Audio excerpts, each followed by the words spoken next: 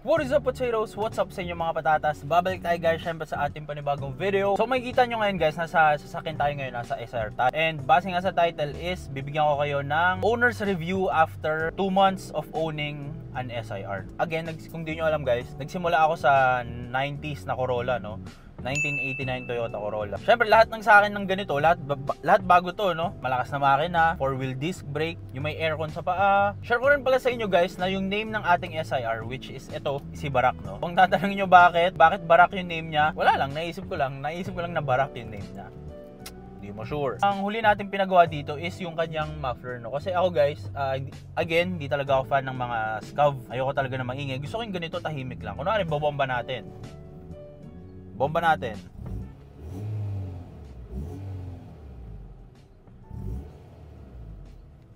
Diba? Para sa akin, syempre mas pogi yung ganyang tunog.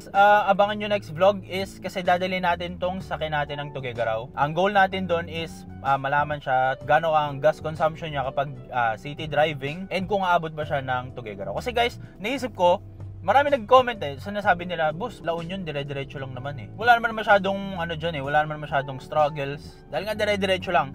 Narealize ko, oo nga naman, no? Pero kasi, hindi naman yun yung goal natin nung nagla-La Union tayo. Ang goal natin pag nagla-La Union tayo is makita kung gaano katipid yung isang SR. Ngayon, pupunta tayo ng Tuguegarao next vlog. Titignan natin kung aabot ba itong SR natin. To give you an idea guys, yung Tuguegarao is 498 kilometers from dito sa bahay. So around mga nasa 11 to 12 hours papunta doon. So hindi ko sure kung aabot ba tong SR, pero malalaman natin. So ngayon, pupunta muna tayo ng UP Diliman kasi ayoko mag-shoot dito sa bahay guys. Medyo umay na ako dito sa bahay namin.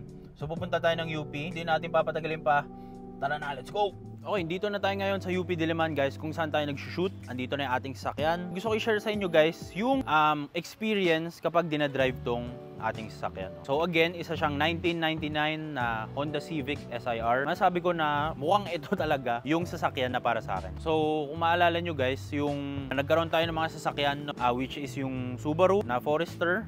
Nagkaroon din tayo ng Honda Accord and meron din tayong Sigari. Pero again guys, unfortunately, wala na po Sigari ngayon. Na-swap na po natin siya. Pero anyway, going back sa SIR natin, masasabi ko na ito talaga guys yung perfect 90s car para sa akin, no? So bakit ko nasabi yan? Budget wise kasi guys, alam ko naman na medyo mahal talaga yung SIR ngayon, no? So SIR mga nasa 500, mga 600 matino na. Mga 600, sabihin natin 600. To be honest, mahal siya, no? Para sa lumang kotse, tapos manual, 'di ba, na hindi mo pa sure kung matino or pinaglaruan na ng mga bata. After owning the SIR for around mga nasa 2 months, 3 months na actually. Sorry guys, medyo delay talaga yung mga vlogs natin ngayon.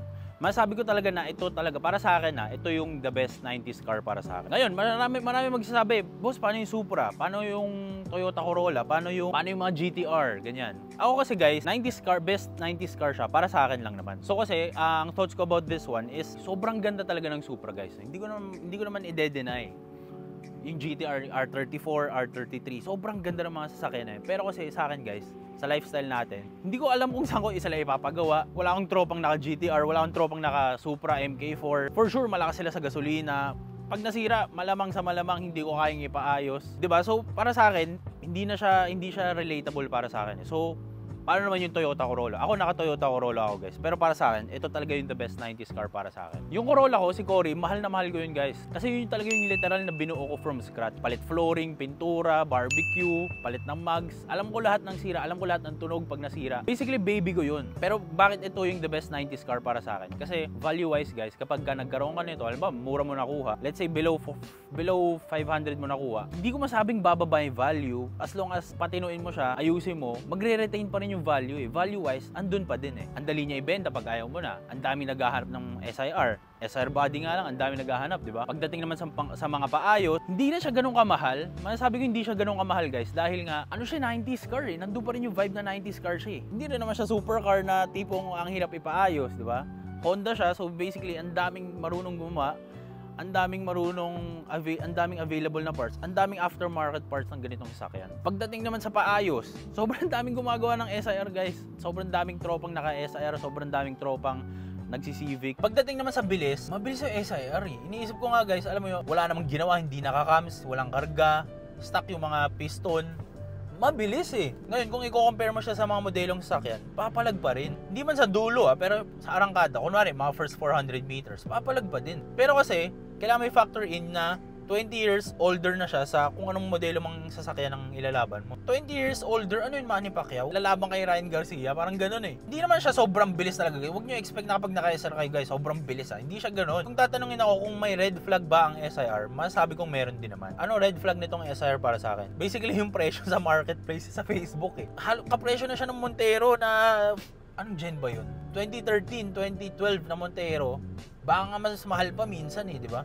Kapag loaded talaga. Pero kapag all stock lang, presyo na talaga ng mga SIR guys, mga nasa 450 to 500. Pero kung tatanungin nyo ako kung may red flag man, yun lang talaga yung presyo and overhype siya dito sa Pilipinas. Pero ang pogi naman kasi talaga, di ba? So, iba kapag naka-SR talaga, no? Andun yung value eh. Para sa akin guys, mas hindi ko hindi, sige, aminin ko, mas pogi talaga to sa Corolla, no? Mas pogi sa Corolla to. Share ko lang pala guys, dito sa kabilang side, naka-ano tayo na, naka SA3R na mugs. Last vlog, hindi ko pa ata napakita to guys. Napakita ko to sa Facebook lang, pero ayun yung mugs natin guys.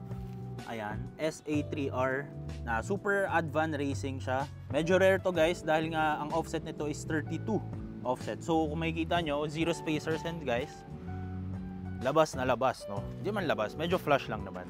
Ayan. So hindi ko na share to guys sa previous vlogs. Kung naalala nyo, ang nakalagay na mugs dito dati is yung Sparco N1. Pero pinalitan natin kasi ang daming nagsasabi na sa vlogs natin na hindi daw maganda.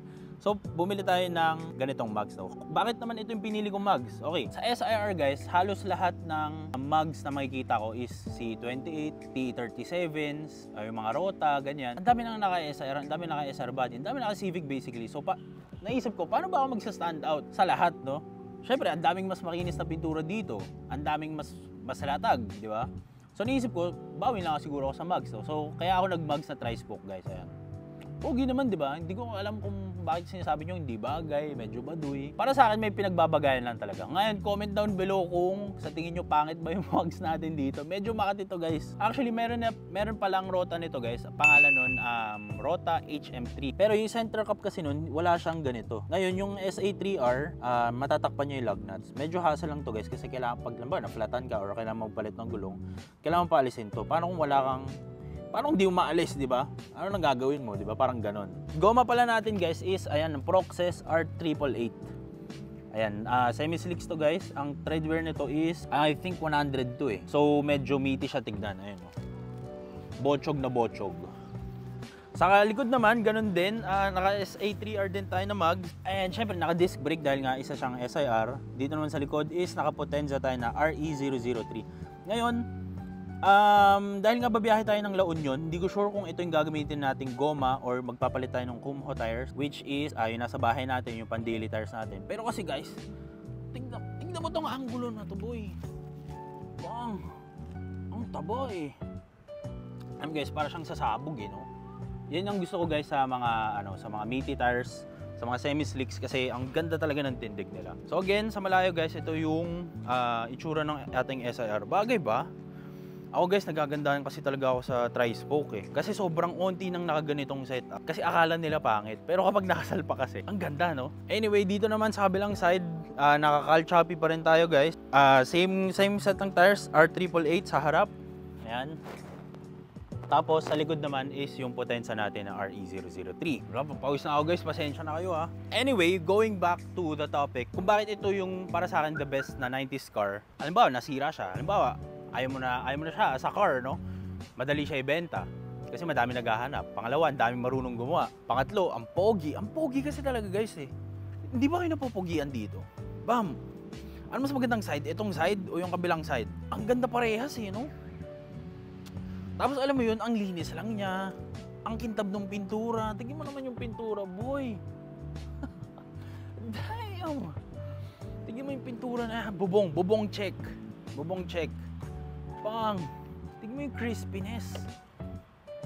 Grabe yung trunk. Siyempre hindi papatalo yung trunk. Ano pala siya guys, no? Medyo blue. Grabe no? So para sa akin, andun yung tindig talaga. Tingnan mo naman sir. Ang ganda, di ba? Share ko lang sa inyo na never ko in-expect na magkakaroon talaga ng SIR. Kasi para sa akin, yung time na nagkukotse ako, presyo nito mga nasa around 400 na eh. 450, mataas na yun. Tapos dumating after 4 years, nagkaroon tayo ng sarili nating SR. Yun lang, no? Gusto ko lang share sa inyo, after owning this car for about 3 months na, masasabi ko talaga na para sa akin, as Rich Potato, ito talaga yung the best na kotse para sa akin. Dami ko na actually guys na nasakyang mga sasakyan. Kasi nga dahil nag-vlog tayo ng mga sasakyan, di ba? So ina-explore natin yung mundo ng mga 90s car, no? So, para sa akin kasi, ano ba, ako yung Corolla ko, ginastos ako yung Corolla ko, di ba guys? As in, kinumpute natin yung dati, more than 300,000 pesos yung inubos natin sa sasakyan na yun. Pero hindi pa siya nakamakina, di ba? Parang unti lang idadagdag mo, naka-SR ka na, di ba? So doon ko na-realize na iba talaga kapag Honda, iba talaga kapag may demand yung sasakyan, iba talaga kapag madaming may gusto sa sasakyan na yun. Kunwari, bumili ako ng spoon calipers para dito. Bumili ako siguro mga nasa magkano ba yun? 60K.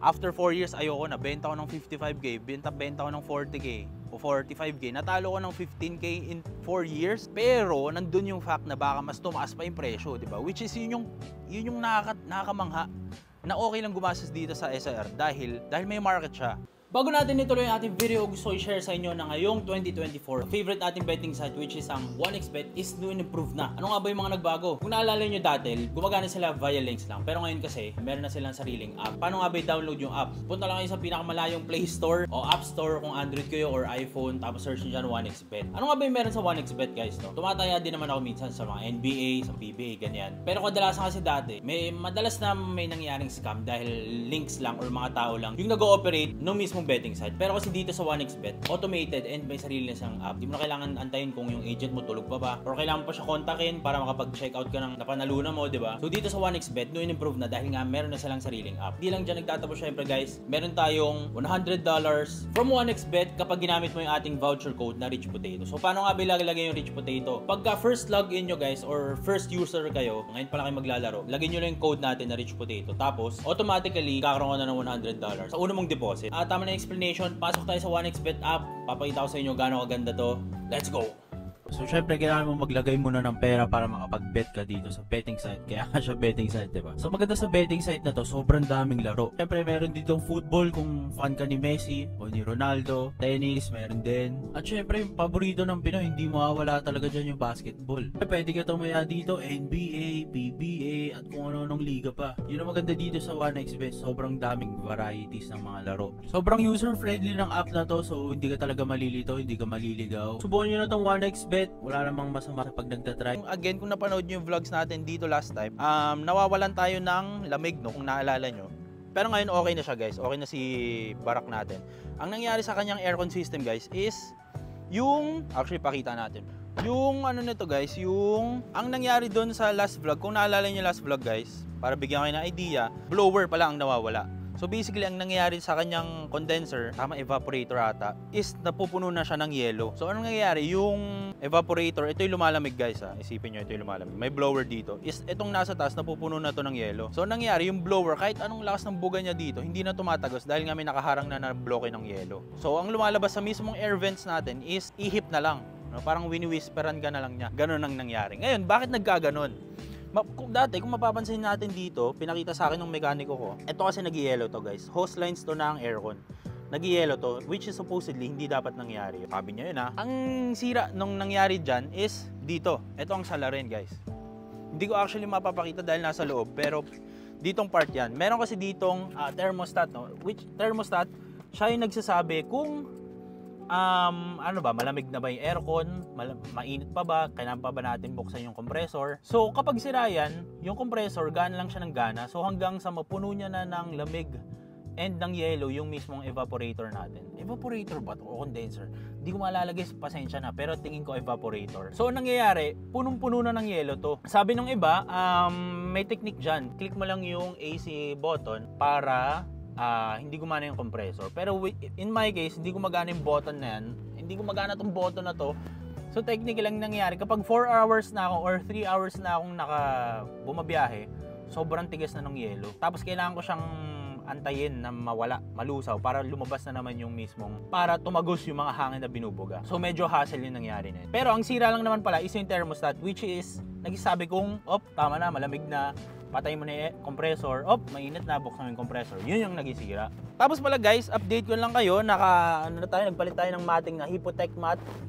Ayan, paikot dito hanggang sa likuran. Bakit Hypotech mat yung nilagay ko guys? Hindi ko alam kasi ito kasi yung nakikita ko sa online, no? So nagpalit tayo ng Hypotech mat. Ma-review ko naman dito sa Hypotech mat kung nag-wonder kayo, hindi siya masyadong maganda para sa akin eh. Testing natin ha. Kapag basa kasi guys, medyo madulas eh. So hindi ko alam, yung presyo pala ng Hypotech mat na yun, nakuha ko siya ng 6,500 pesos sa Facebook. Hindi ko masasabing sulit kasi medyo makati siya guys para sa matting. Pero nandun pa rin yung fact na pag ayoko na, pwede natin mabenta ng 4K, 5K, 4K, 4, 5, ganyan, di ba? So, natalo ka ng ilang thousand pesos, nagamit mo ng ilang taon, pwede pa rin, di ba? Para sa akin, sobrang laking factor niya pagdating sa paggastos kasi may chance na tumaas, may chance na bumaba. Kaysa gumastos ka sa pababang bagay talaga. Ito pala guys, hindi ko pa rin napapaayos yung sidings natin kasi okay naman kasi siya guys, eh, no? Para sa akin, okay lang. Kunwari, malayo. Hindi mo naman halata eh. So, sana wag nyo na i-bash to guys kasi nangihinayang kasi talaga kami sa sidings eh. Ang hirap alisin. So, natatakpan niya naman, nagagawa niya naman yung work niya, natakpan, di ba? So, okay naman na yan. Doon din naman sa kabila, hindi nyo nakita yung puti, di ba? So, pwede na yan. And again pala guys, kung naalala nyo, meron tayo ditong dent, no? Dito. Pero ang galing, tingnan mo naman yung dent, boy. Wala yung dent, no? So again guys, ang kwento ng dent na yan is may nanggago sa sasakyan natin sa La Union. Si Uncle. Kung nanonood ka, sana nagbago ka na, huwag mo nang gagawin ulit yan. Ang gumawa nito guys is si Paintless Dent Leo. Nag-home service ako. Ang binayad ko sa kanya ata guys is 2.5, 2K. Ayun no. Galing no. Hindi siya perfect. Pero, hindi siya perfect guys eh, kasi may onti pa din. Pero kasi guys, sa part na to, hindi siya nasusungkit dito sa ilalim eh. Kailangan siya sungkitin sa mismong trunk. So, sobrang ganda na niyan para sa akin, boy. Bam. Tapos, ano pa ba? Ayun, SR emblem natin, nandito pa rin, hindi pa rin nasusungkit. Tapos ito pa pala guys, isa akong dilema na naman. Kung naalala nyo guys, di ba pinaayos natin yung muffler natin? Tignan mo na nangyari na sa muffler natin. Napunta na naman dun sa gilid eh. Hindi ko alam bakit nagkakaganyan. Ngayon pinasilip ko na, mukhang kailangan natin yupiin yung mismong yung mismong pipe para lumigo siya. Pero medyo hindi pa ako satisfied. Medyo hindi pa ako satisfied guys sa tunog nito dahil medyo natatahimikan nga ako ng sobra. So siguro dadalhin natin sa mga muffler shop. Comment down below sa muffler shop, pwede natin ipadala to na trusted nyo. Yun lang naman guys no, na gusto ko lang kayo i-update sa mga nangyari sa SR natin. At wala naman masyado nagbago dito. Hindi pa rin ako nakakahanap guys ng stock na air filter para sa barak natin, sa SR natin. Kasi hindi ko gusto yung ganyang setup. Mukha kasi siyang pang racing. Yun lang no, next vlog, abangan nyo guys nung biyahe natin pa Tuguegarao. Dadalhin natin to ng Tuguegarao. Sasabak natin sa matindihang test to para magkaalaman na kung worth it ba talaga or kung aabot ba talaga ang isang 90s car sa ganong kalayo. Balikan yun, gagawin natin guys. So ayun lang, sana na-enjoy yung video natin na to guys. Comment down below again, ano yung best 90s car para sa'yo. Kita-kita tayo sa mga susunod na video. Peace out!